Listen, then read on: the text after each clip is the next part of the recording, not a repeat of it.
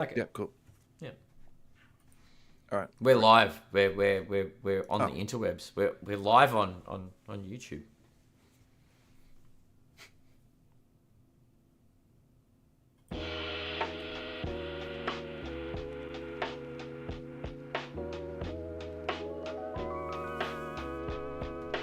Welcome everybody to episode 247 of the You Can't Comp This NBA Trading Card Podcast.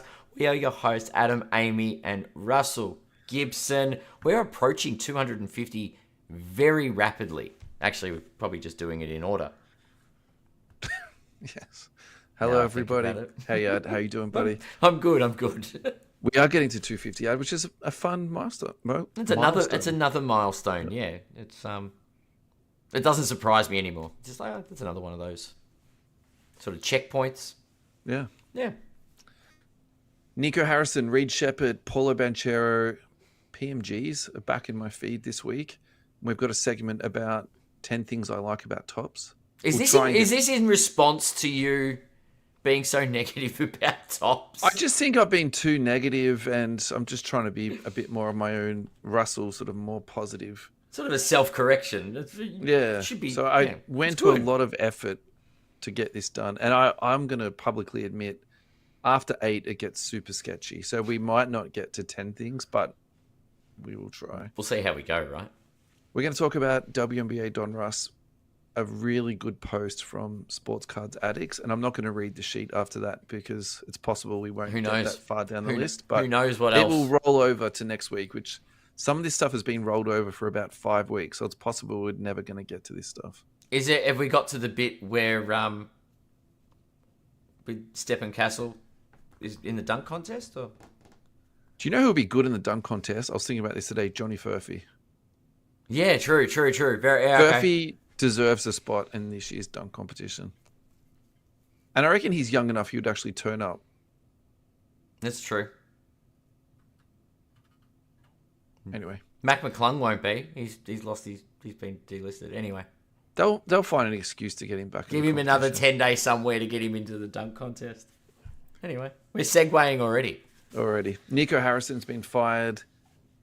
Was anyone surprised this was coming, really? I'm genuinely surprised because I think it depends on which conspiracy you believe at this point. Like that, I feel like the logic of a general manager trading Luka Doncic without being under instruction from your owner, I find that very difficult to believe. Okay.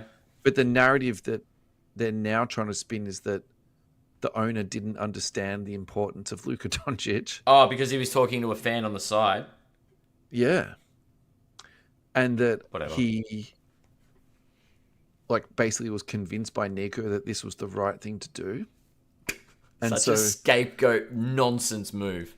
Yeah, and so I think for me this is pretty funny because it's like if you have that much money and you own a basketball team and you don't know the value of Luka Doncic, you maybe you're in the wrong game.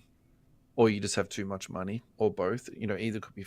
And then column A and column B, really. Yeah, and then to take it back to basketball cards, almost this feels like a dodgy vendor at a trading show, ripping off a little kid that's got too much money. And the analogy here, obviously, is that Nico is the kid with too much money.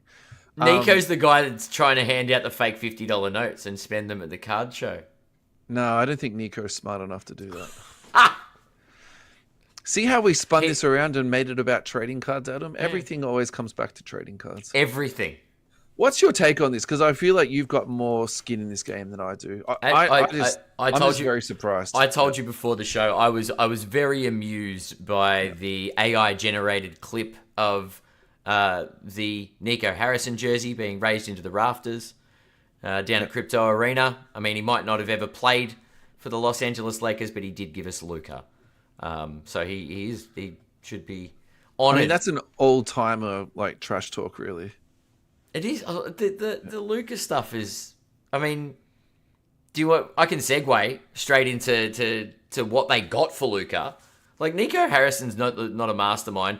Dallas as an organization, I don't know what they were hoping to achieve, but Luka was out of shape, right? And he was taking too long to come back from, wait for it, a calf injury. He had a calf strain. Now, let's fast forward 9 months. We've got a out of shape Anthony Davis in Dallas who's suffering with a calf strain and is listed as day-to-day and doesn't know when he's coming back on the court. Yeah. Now, obviously, there's rumours going around, and I suppose the status is that they keep holding him back, and I think it is a genuine concern associated with the connection between calf strains and Achilles injuries. Yeah. And also the fact he's like a walking injury. Yeah. He's literally he is literally a walking injury. So the only thing I can add to this that might be of any intelligence is that they own their own first round pick this year. Well done. So with Kyrie being out, you hold out Anthony Davis as long as you can. You give Cooper Flag a usage rate of nearly 45 a game. Yeah. And then you hope to get another really nice draft pick coming to that team. Like, it's not a terrible scenario, is it? It's not terrible. It's not terrible for next year. This year's not looking great. All right, final thoughts on this. We don't need to dwell on this for too long. Look, I don't think Nico Harrison will be unemployed for long, but I don't think he'll be employed in basketball circles. That's all I can say. Well, he might just go back to what he did before that, which was being a high-powered executive for Nike. Maybe it was. There are conspiracies, but well, I was going to say, let's just finish it off with this. If you do enjoy conspiracies, read about the conspiracies about who benefited from this, and it's Nike. Interesting, right? Yeah. All right, Reed Shepherd. Let's talk about Reed Shepherd because last year he was in a situation where he was a very high draft pick and didn't get played. He was behind Fred VanVleet, and correctly so. Freddie VanVleet is an NBA champion. Yep. But obviously this year he's not playing, which then forced Ime Udoka to play Reed Shepherd. And I would probably say from the look on Udoka's face time to time, he's not a fan of playing Reed Shepherd 30 plus minutes a game. But I think it had to happen and it's happening. So if you have been buying Reed Shepherd through the rookie hype and then you continued to buy when he dropped off a little bit, I think you should be feeling very happy about yourself right now. This is from Brad. I'm not even going to try and pronounce this. Reed Shepherd is now the youngest guard in the NBA history to score 4 straight double-digit scoring games with a true shooting percentage of 80 or higher. 21 points on 91.8% true shooting, 16 points on 80%, 16 on 80, and 12 points on 85%. Yeah. He's a high volume 3-point shooter, so that would obviously contribute to that. There's a whole bunch of other stats going out there, so I'll try and get through these quickly. Reed Shepherd tonight. This is from the 17th of October.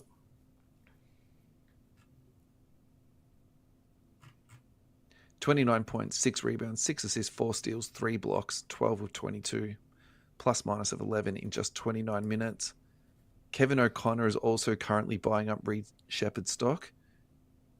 And then let's talk about Reed Shepherd sales, because some of this stuff is really making me like shake my head a little bit. So I think basically the one-line summary of this is if you're currently holding Reed Shepherd and you're not a believer and you're not married to these cards, I would be looking through your piles to begin listing them, because a 24-25 Mosaic rookie card, number to 25, just sold for $200 US, which in my opinion is probably $100 over. There's a bit of hype there. There's a bit of hype. Hype there. I think he's very, very hot at the moment. Definitely commodity for sure. Yeah, this is a flawless, even though it's been listed as 1-1, it's actually a flawless rookie patch autograph, numbered out of 25. On-card autograph that sold for $347 USD. I don't think that's terrible. In fact, that's probably the best buy of everything we're about to talk about. This is a college Bowman University Chrome card, sticker autograph, numbered to 75. That sold for $275. I think the person who sold that, someone's drinking the Kool-Aid. Yeah, they should absolutely be doing cartwheels at this point. So look, I'm actually really happy to see this kid doing what he's doing, and I think this is fantastic.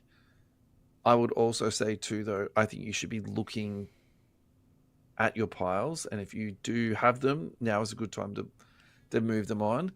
If you're a Reed Shepherd lover, what do you do? Because now you can't buy the cards. Now he's going through like a bit of a peak. Do you wait? Ooh, that's a good question. Do you hold what you've got, or do you just sort of just keep trickle buying? I would probably say be very, very careful at the moment, because I really think this is a Reed Shepherd bubble at the moment. Whoa. Even though I think it's fantastic. I think the Rockets are an awesome watch this year. I think KD's fit in really well. I think Şengün is good.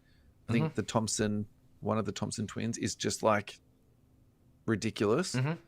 And they're a great watch this year. Have you been watching much Houston? I haven't watched much Houston. I will. You love the Lakers, don't you? I do. Yeah. No, I watched a bit of Spurs basketball actually.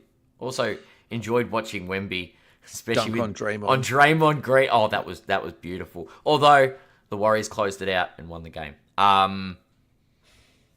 Fox probably could have passed Anyway, it's once or twice. I love it how we've segued into sort of buy, hold, sell Reed Shepherd. I think it's a good question.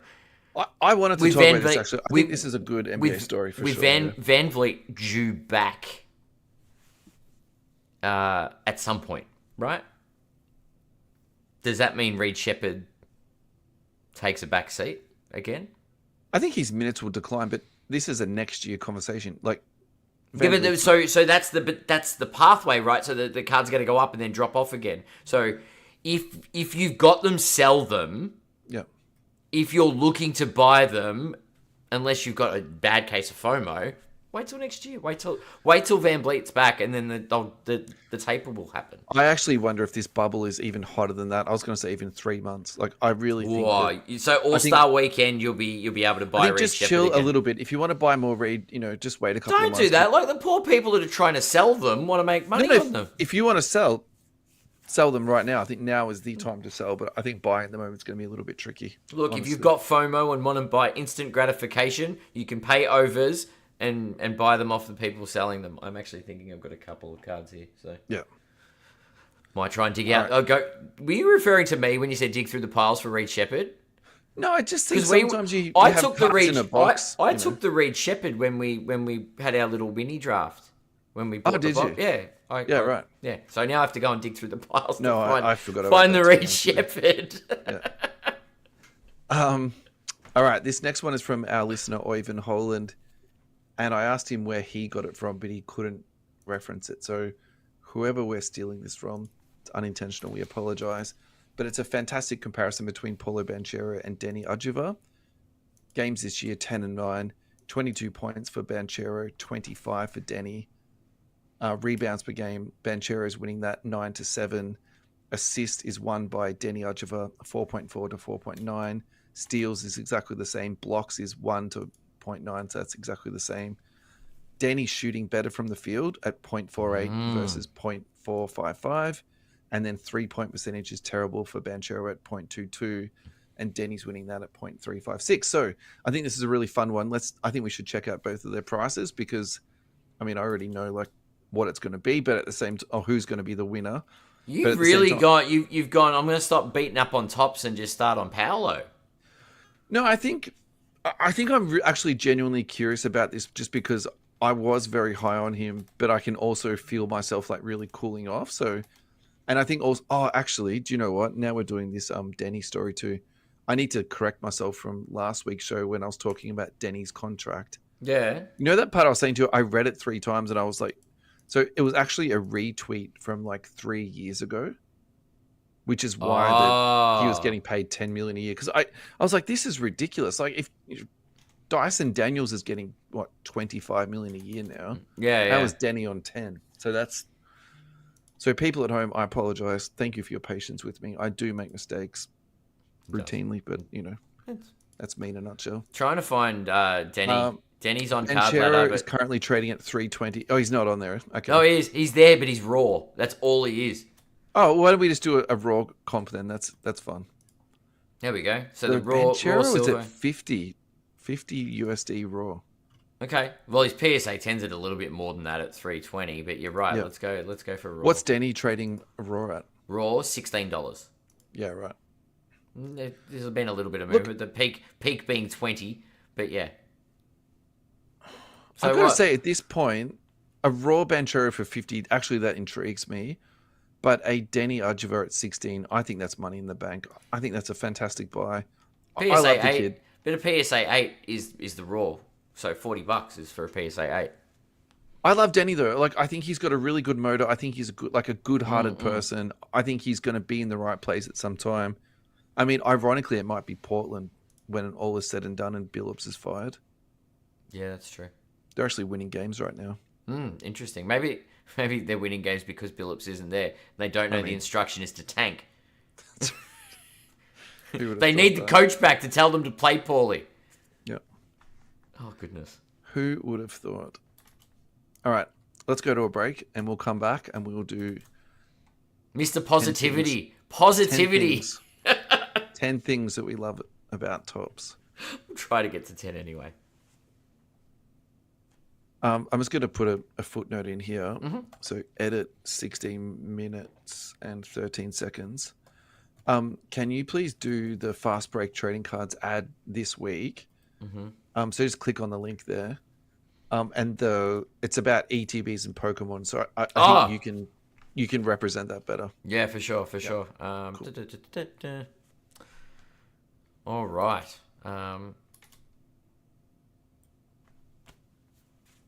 Sorry, getting a post up.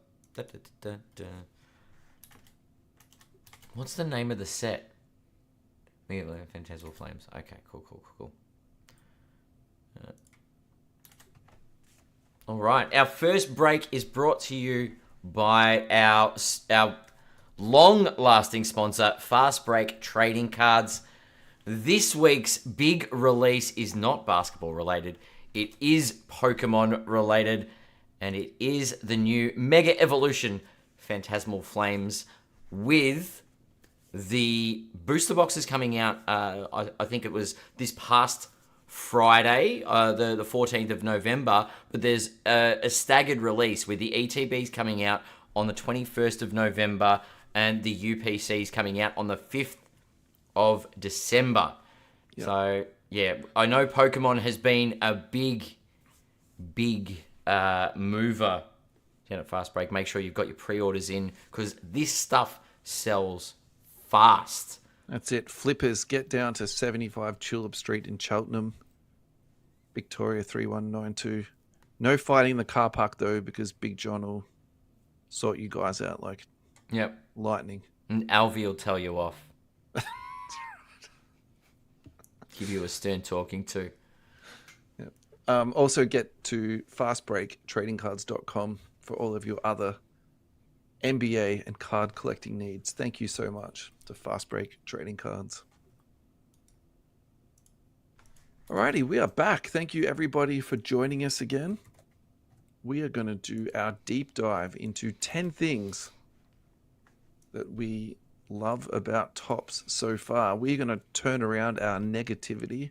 There's been a change of heart here, Russell. I do believe what's inspired this change. You were very much like I was with Luka Doncic with regards to how bad quality product Tops were releasing, and maybe I should buy a Tops jersey. Ed. That's it. We'll get you a Tops jersey.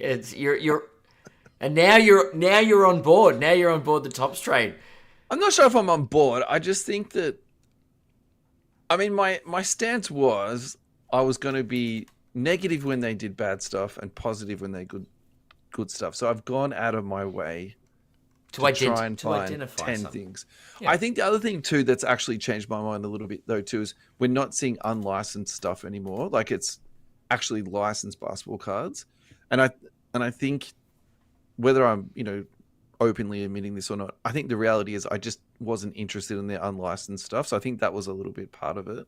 Yeah, 100%. Whereas now I'm actually looking at it with a much different lens. It's like, what of this stuff do I actually want to buy for myself and collect? And, I don't want to go straight talking into values, but some of this stuff we are going to talk about values because it is actually becoming valuable. So I think that's something else, I wanted to touch on. So Can we, before we kick off, remember the sample size is one set.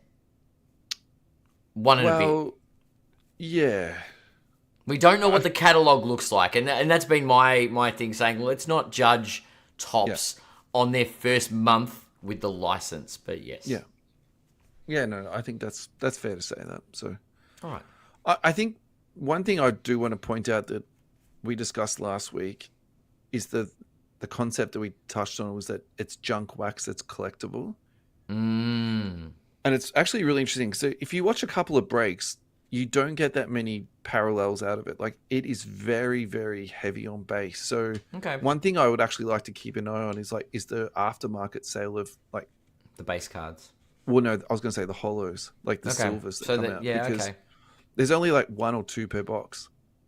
Interesting. Whereas what we're used to with Prism is 1 per packet. Yeah. A random. And so, there's an insert in every pack kind of thing. Yeah. No, I'm talking, like the holograms, the silver. yeah. Yeah, exactly, right? And so, like, that is something I'm not too sure if the market's adjusted to that yet. I think this is going to be a next week conversation. Well, that's it. This is definitely a time will tell when we take a look at what and whether people haven't worked that out yet, or they'll never be valued just because of they're not numbered, or whatever that is. So there'll be a dust settling period. I think still hype about products selling out and things. Yeah.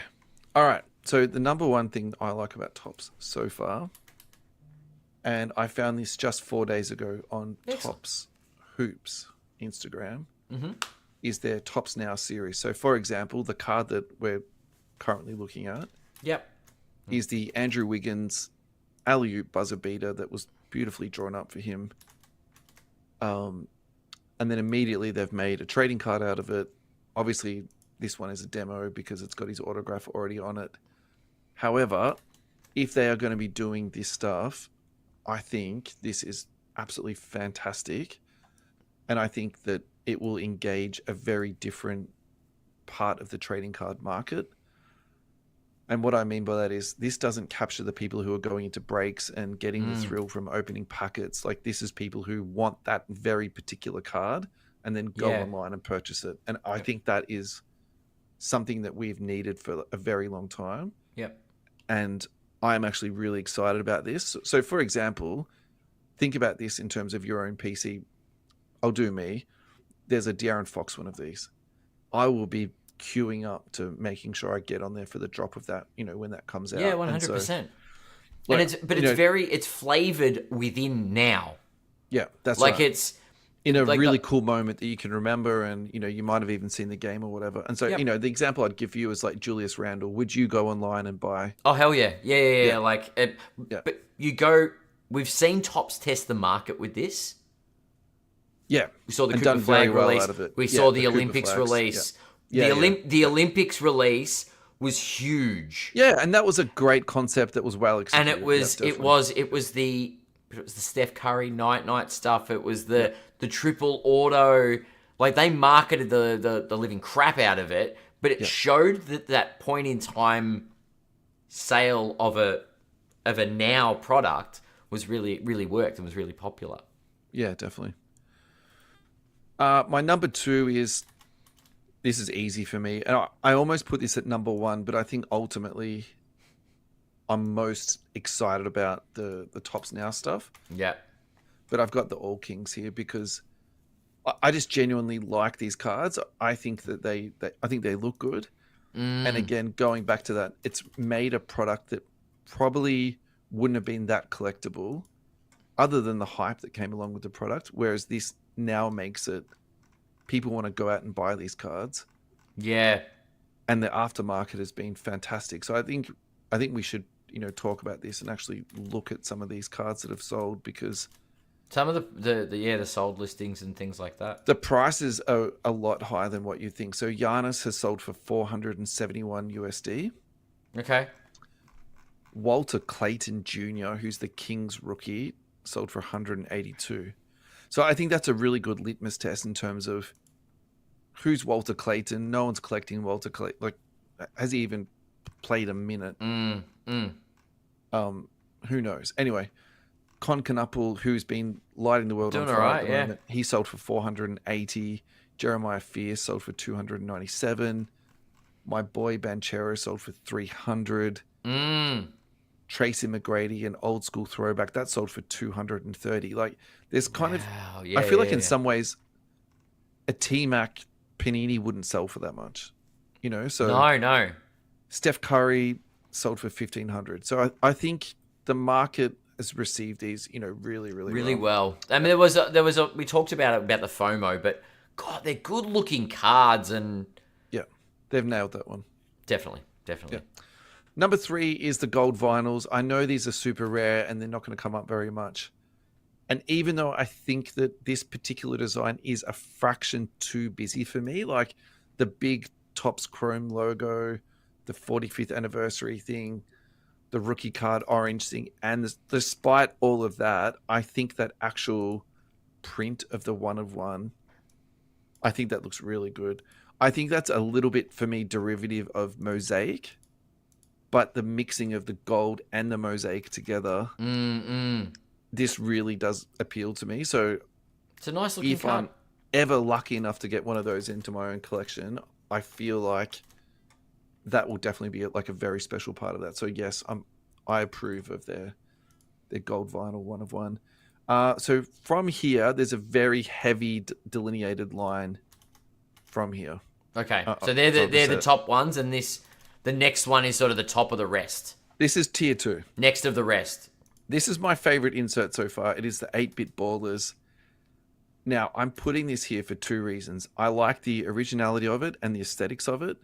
I also like it for the price point. These are dirt cheap. You can pick They're these cool. up. Exactly. They're just a fun set. You can go out and collect it. It's not going to cost you a kidney. You'll have fun chasing these on eBay, ComC, trading with your mates, whatever.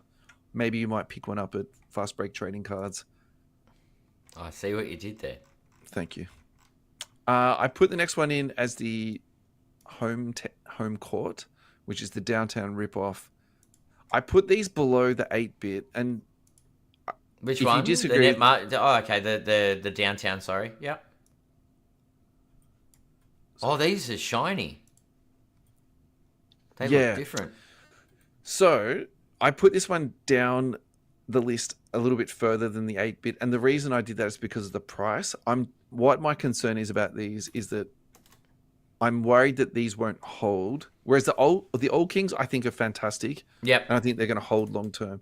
What I'm worried about with these ones is I think the design is nice, but I don't think they're as good as the downtown cards. Okay. I also think they lack the narrative. So what I'm worried about with these is that the pricing on these is basically pushed up by the excitability around the product. And I'm concerned about seeing a crash around that. So this one here, you can sort of say, oh, look, there's a Luke Longley into the future on this. We'll come back to it. I'm either going to be very wrong about this and these are going to explode up, or I'm going to be right and, these are going to be not worth that much. That's got damage. That LeBron has got damage on the corner and it's still sold for $450. Well, that's the thing, Ad. Like, I personally, for me, that's a lot for that particular card raw. And there was damage on the bottom left corner. Yeah. Wow. As you correctly pointed out, I skipped over one of the cards there, so we'll do the Net Marbles ripoff next, which is called the Comic Court. I mean, these are tier 2 anyway, so they can be in any particular order. Absolutely tier 2. Look, I do like these cards. I think they're good, but I also think they completely lack originality. What? They're the DC Comics version of the Net Marvels. I really think that there's a lawsuit against Panini at the moment for them ripping off whatever brand it was. I don't even care to remember. But I mean, come on, Panini have to sue them over this.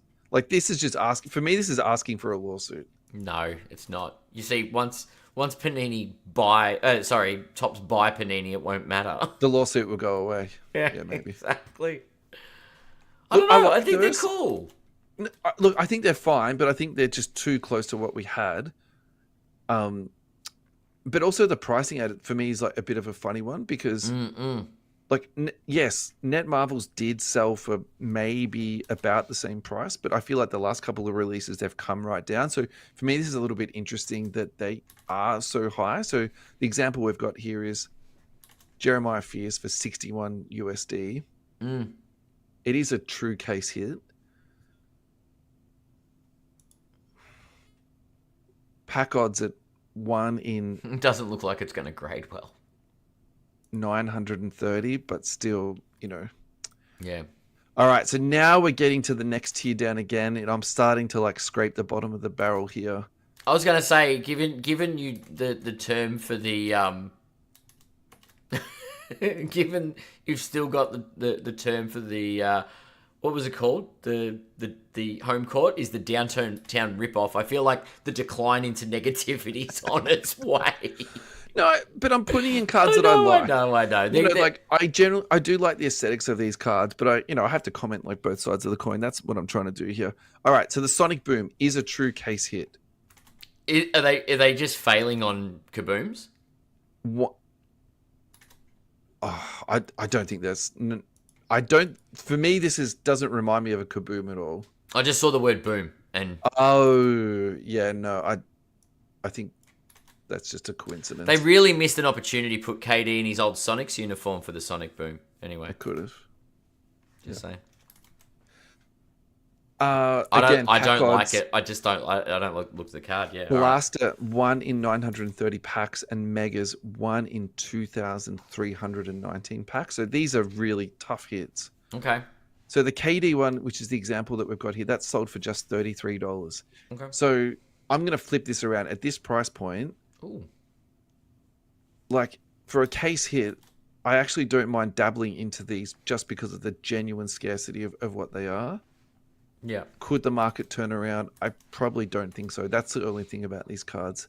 I do like ultra, rare and ultra rare cards, but I think the design on these is not strong enough to actually have sort of value moving forward. And particularly as we start to move in the next product and the next product and after that. So, that's my concern on that one. Yep. All right. Now the debut patches I've got down really low. So I put them down low because we technically haven't seen them yet. So this could spike to the top of the list. It could go to 2, it could go to 3. I'll acknowledge that. But where we're currently standing right now, I was trying to do things that we had physically seen, but like I said, I was scraping the bottom of the barrel by this point. But I'm trying to stay positive, Ad, so work with me here. The debut patch, it's yet to really debut. I think it's good. I think this concept is, again, fantastic. And I'm going to put this in the same thought bubble as the Tops Now stuff where I think this is, just wonderful. I can't wait to see it. I'm putting that in with a slight asterisk. Oh, yeah, we're declining, I guess. But we're still... But look, it's one release. We've got some stuff. I'm trying. So these last two is tricky, but I don't mind these cards. Again, for a low budget, it's a fun card to look at. You have a budget and you want to get something cool to look at, I would have a look at these. This insert set is called Generation Now. It's a horizontal card, not a vertical card. So if you are an aficionado and you like horizontal cards, you should add this to your watch list. Now, these are buy it now prices that I found, and I'm not promoting anyone on eBay, but this is someone that I have found. $12 for the Cooper flag. $8 for the VJ Edgecombe, $4.50 for the Ace Bailey. Okay. $2.25 for the Colin Murray. So, you know what I mean? Like, you can get the big names out of these sets at very much on a budget. Okay. The artwork is good. The concept is cool. I'm down with this. It's fine.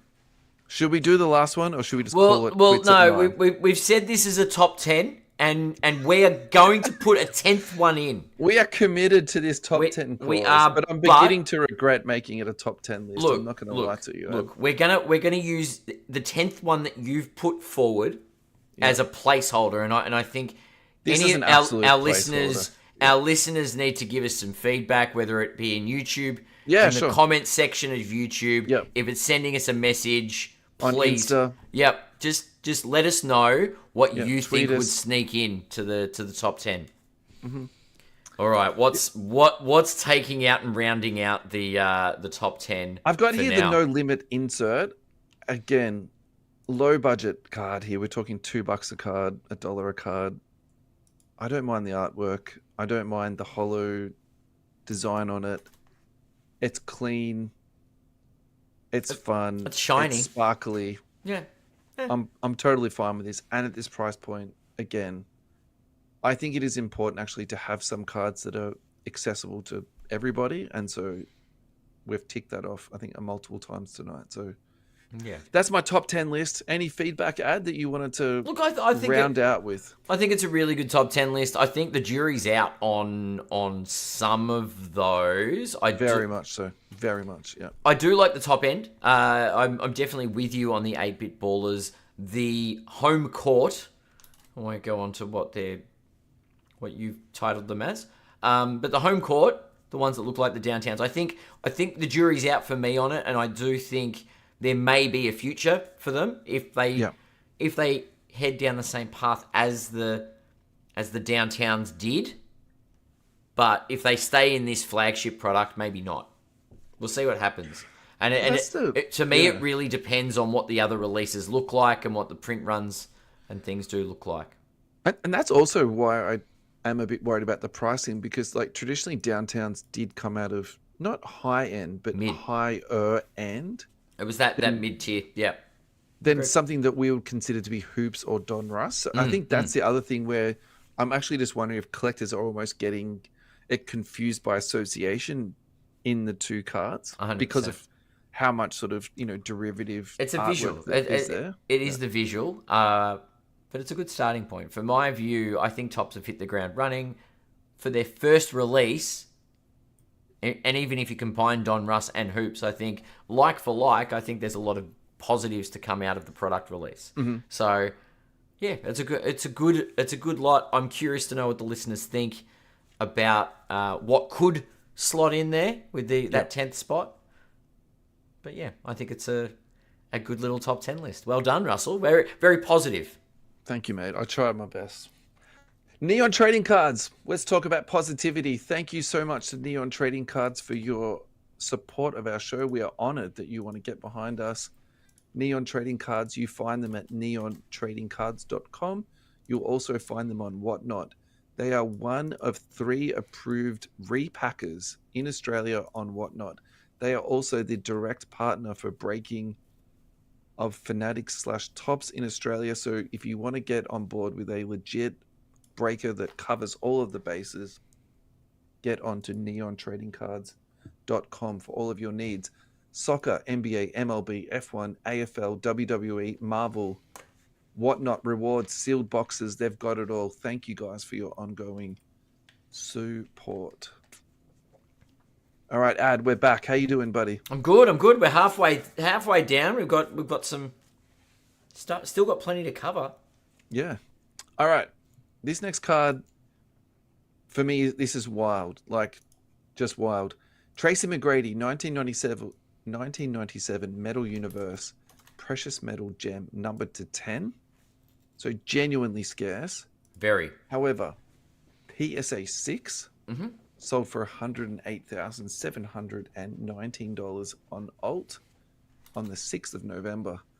So the reason why I find this so intriguing is T-Mac was a good player, but I wouldn't call him top 50, top 75. Like, he was just a good scorer, left his impact on the game. Yeah, 100%. 100%.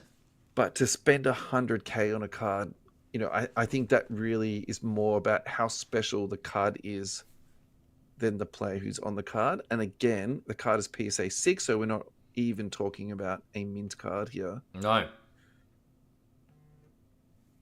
I think where I'm going to try and push this conversation down towards is the direct comparison of Kabooms, which I am further cementing in my mind as basically the modern PMG. I think that one thing that Panini did make easier for my argument is now they've made a Kaboom number to 10 and they made a Kaboom 1 of 1. So what I would like to do with you... Yeah. So what I want to do with you is go through some Kabooms that are numbered to 10 and see if we can Ooh. just sort of flesh this conversation out a little bit further, because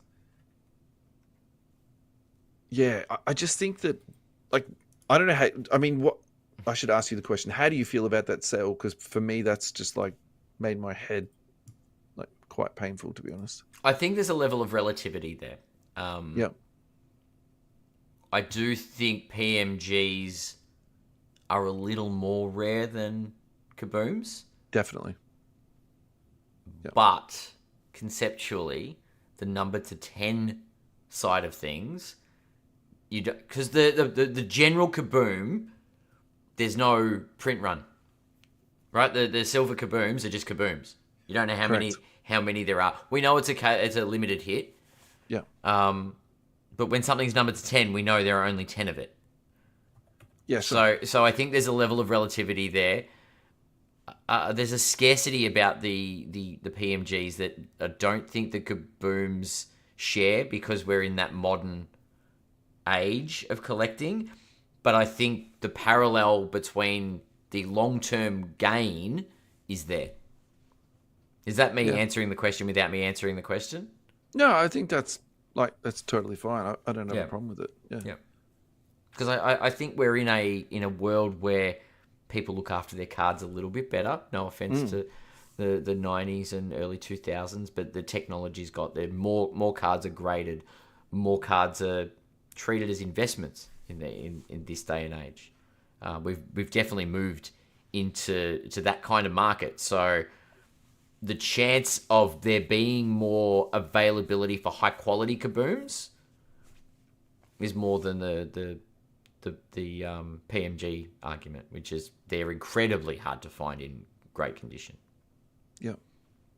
So. I'm just going to pause the recording. You're trying to find some numbered to 10. Yeah, I'm struggling like a motherfucker.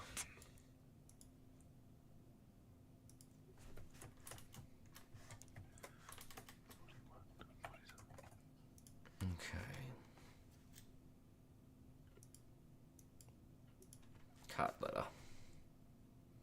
It'd be Instagram card letter. Oh, do you know why I'm struggling? Why is that? Because I wrote green instead of gold. No.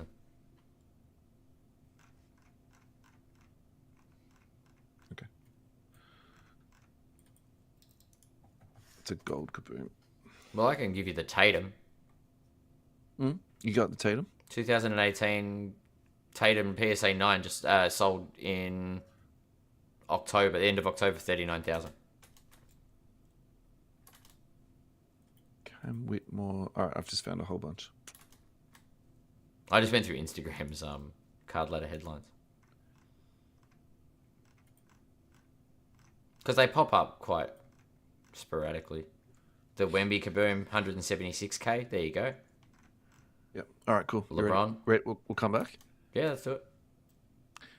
Alrighty, so we found a couple of cards that we can chew over and comp. We'll do the Wemby one last, because I think that's a little bit of a unicorn. That's an interesting... sense. Well, there's a few there that I've got. All right, so which one do you want to begin with?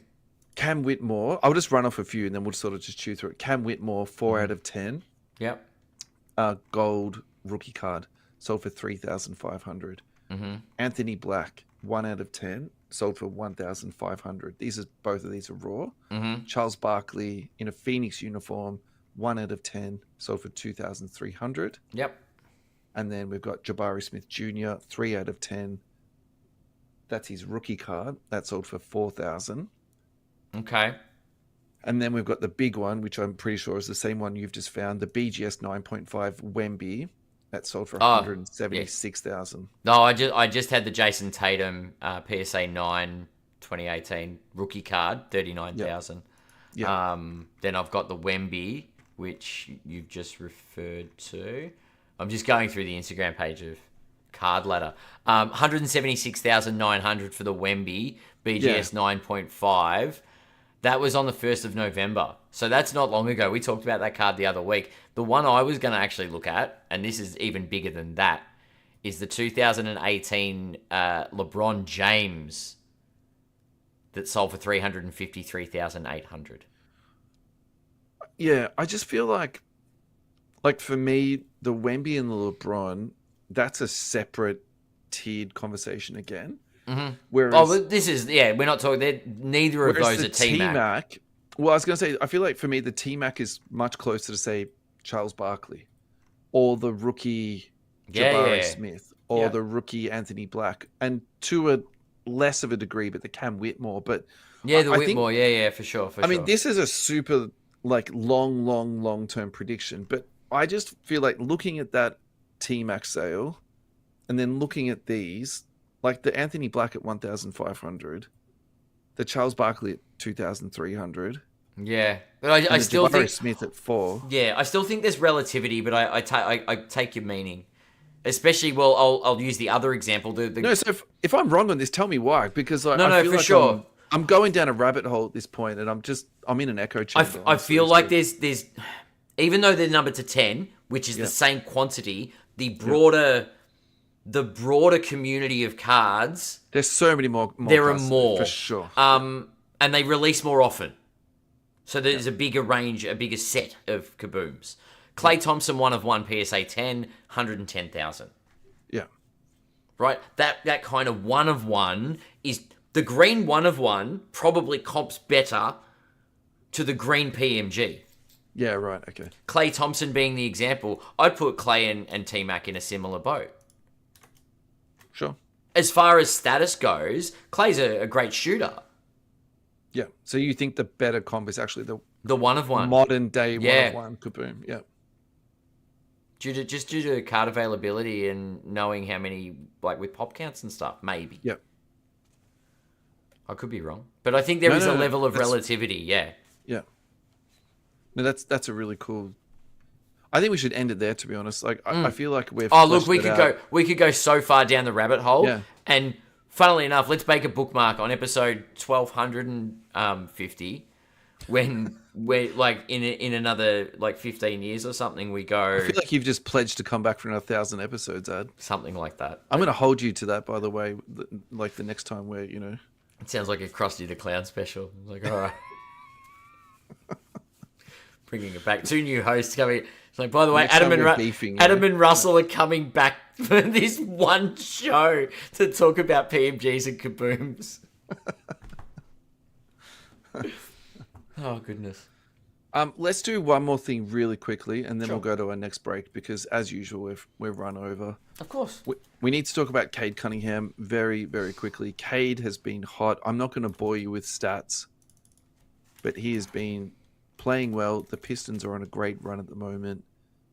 I think if you're a Pistons fan, you're very happy about this program that they've built and are continuing to build. Adam, you do have a stat for me, though, that I know you're keen to get at about how many misses he had the other night. Yeah, his field Just goal. say It was playing Kobe-esque and not in a good way. He did drop, was it 40-odd points, but he also had, missed 30 shots. It was not good. His volume shooting was very Kobe-esque. The last person to do that, yes, was Kobe Bryant. Look, the only thing I would push back on that is he is the best player on that team. Unrelentingly the best player, for sure. And sometimes, even if you're having a bad night, you can still be the best person to shoot the ball. Mm-hmm. The other thing about, too, is Cade is I actually feel like he's a genuine point guard who sometimes is a reluctant shooter and probably should shoot more. Mm-mm. So the fact that he has a high output one night and doesn't come good, Oh, I'm not. I was just. I can just live mocking. and die with that, honestly. 100%, So that's 100%. the only thing I'll say on that. All right, we need to talk about his pricing because his pricing is spiked. He's currently trading at $592 USD. The last 6 months, he's up 36%. Yep. Once you get closer in, it goes down a lot more. The last 3 months, he's up 18%, and the last month, he's up just 6%. But that is still a very steep rise. I personally think we haven't seen the end of this rise because The pop count's sub 500. I like this.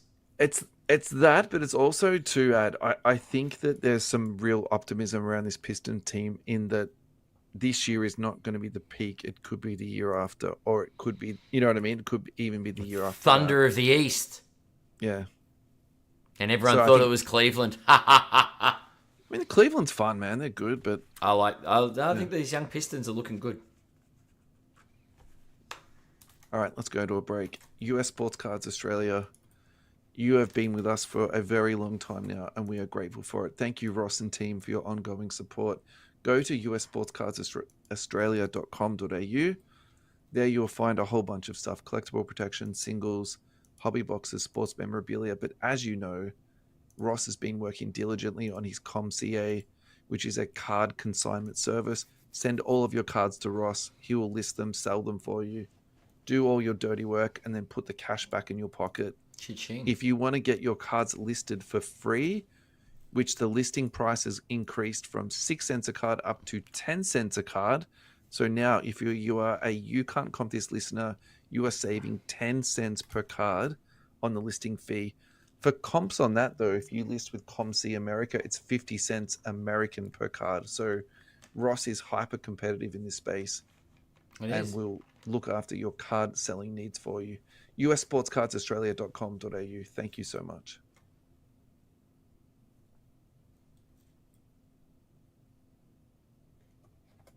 And we are back. We're back. Right, we're going to talk Caitlin Clark, we're going to talk Downtowns, and we're going to talk WNBA Panini Don Russ. I finally got my hands on some of this, and we broke it. I would say that our box was middling at best. Despite that, it was very well received within the group. And I think there was 3 reasons for this. There's 3 hits in it per box. So you get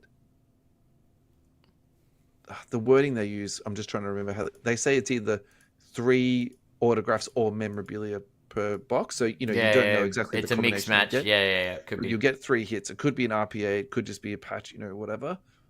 But really what you're actually chasing in this product is the Downtown. That is the big pull card. Yeah. And I think if you're looking for that ultra modern NBA example to that, it's the All Kings card.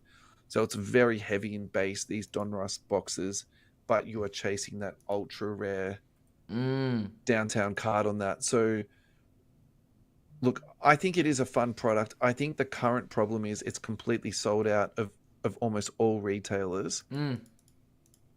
And so we're at this really funny point with WNBA in that I think being generous to it, it's what you're paying for it and what you're getting back is completely mismatched. You're overpaying for the boxes, but the problem is there's so much hype around Caitlin Clark, and then Paige Buchers is the current rookie who's as hyped, maybe not as hyped, but let's call it 80% of what Caitlin Clark is. So there's a lot of anticipation for this kid.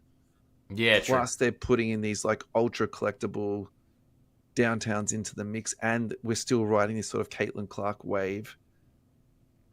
We're still in a situation where you can't buy old WNBA, it's just basically unavailable. So what's happening is the existing stock that's now currently available is basically doubled what it was originally listed, and sold for. So Yeah.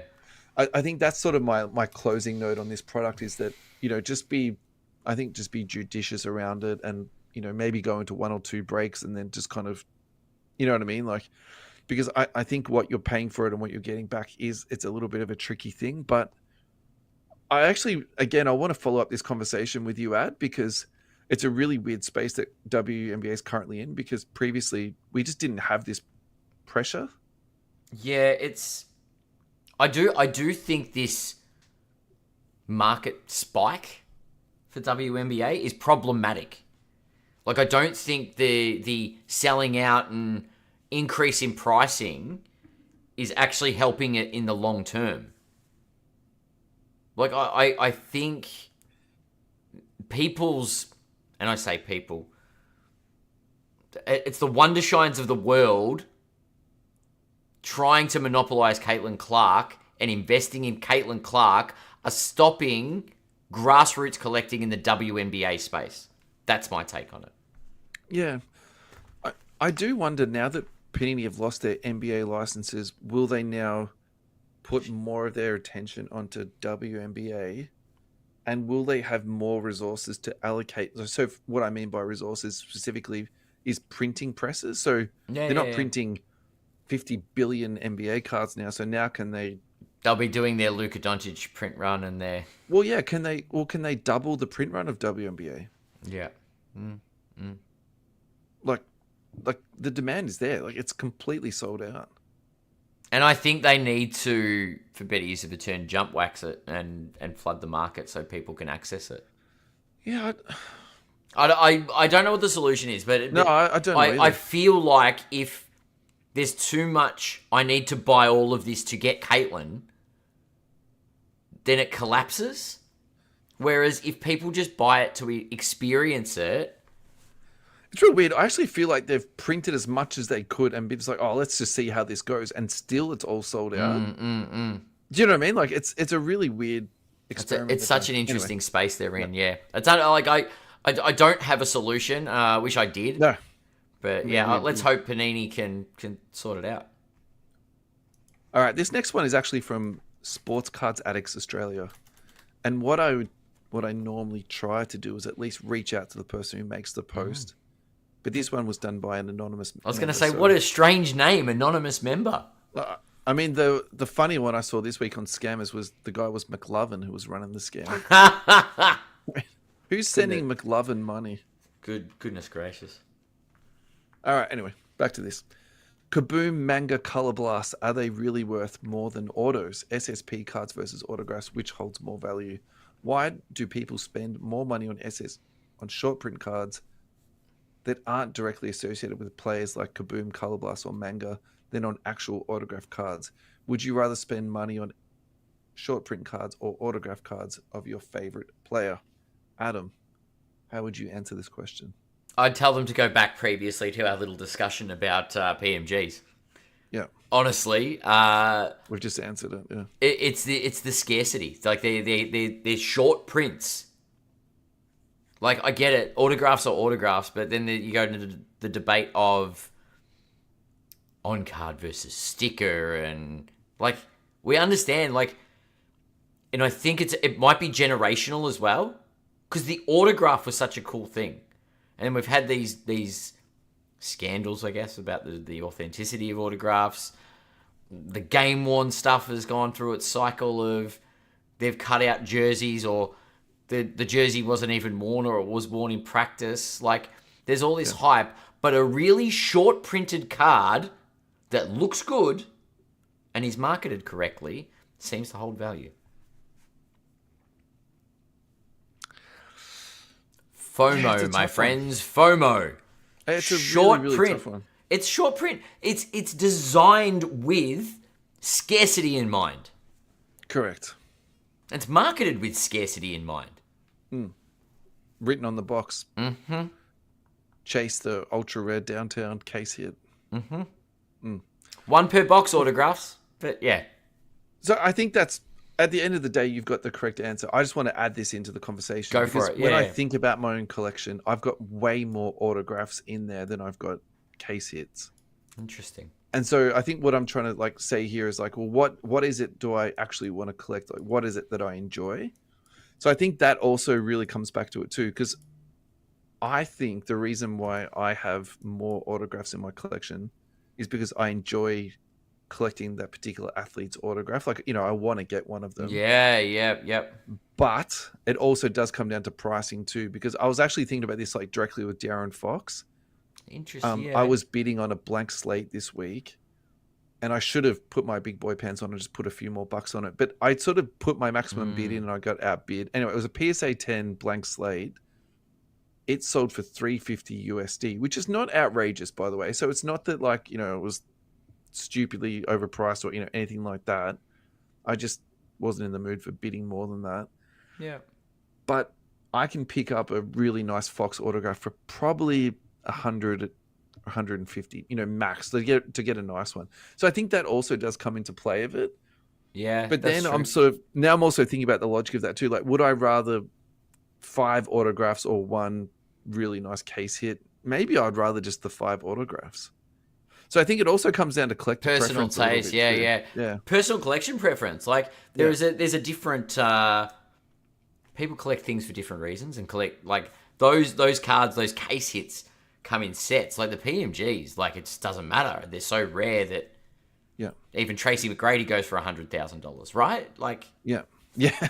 Yeah. So the most liked answer on this post was actually from our sponsor, Rod Adams at Neon Trading Cards. So I think we should read this one. yep. People often confuse scarcity with desirability. They're not mutually exclusive.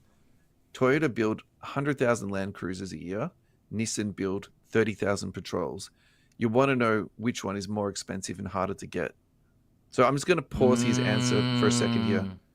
I know nothing about cars, and it's possible our listeners from around the world will be in the same position that old Rusty was in.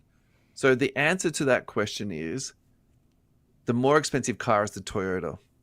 Despite them making more of them, there's more of them, but they're more expensive. They're also in high demand. Correct. Yeah. So to reread that, you want to know which one is more expensive and harder to get. Well, it's the Toyota. Of course. You're also comparing the top 1% of short prints with all autographs. Compare a Kaboom with the top 1% of players' autos, and it probably makes more sense. For example, a Kaboom versus a true NT or flawless RPA. And actually, Rod, I have to doff my cap to somebody when they've said something as clever as this. It's a fantastic answer. I like it how he's gone to the fruit shop and he's grabbed the apples and he's tried to compare the apples with the apples rather than yes, comparing apples to something completely different. Yeah. Yes. Yes, 100% yes. Yeah. Anyway. Well, wait a second. I've got your comp for you. Let's talk about a really scarce one-of-one Kobe Jordan auto that sold for $12 million. Yeah. Anyway. I think Rod's answer was pretty good. It was there. It was spot on. All right. We've done Cade Cunningham. Let's go down to Jordan to finish. Are we that far through? Ha! We're just ticked over an hour, so. That's fair. We've got a Jordan to finish. I like it. We do. It's good. Been a while since we've had a Jordan. We have LeBron, It has. Kobe. That's a nice. This is from card. at Fanatics Collect. Mm-hmm. It's just a one-line caption. This Michael Jordan card is insane. For listeners at home that can't see this, it is a horizontal upper deck card. And it's, if you remember that logo they had on their 50th anniversary jackets, and my recollection was they were like white jackets that had this logo on it. That might have been the year the Bulls went to the finals and they wore those like super hot white warm-up jackets with that big Red Bull on the back. Yeah. So it's got that logo on it. The card has been die cut so that Jerry West's foot is cut around, and it's just the logo fits in it insane, as the caption perfectly. says. Yep, and the head. Yep. Got this, yeah, correct. No, and it's got this beautiful Jordan gold penned autograph on it, with his classic picture of him driving to the basket and sort of just like floating through the air. Numbered to 10. I agree with the one-line statement of this card. This card is insane. It's not our typical $100 insert card, is it? That we would be talking. No, but this is it's insane, and it's not graded. That just like it's not encased. It's not in anything. It scares me. There's no protecting it. There's no slab on it. There's just somebody protect that card, please. What do you think this card's worth, Dad? It's worth protecting. That's what it is. It's out of a sleeve. It's exposed to the elements. Probably should go into a GTI One Touch, shouldn't it? Oh, that could go in one of those lovely GTI One Touch with the inner sleeve. That's it. It's numbered to 10, so I don't know. I think for me this is like Wondershine material, honestly. It is one of those. It comes with a 7-figure price tag, I think. Although it does have a bit of corner damage on that right bottom corner, doesn't it?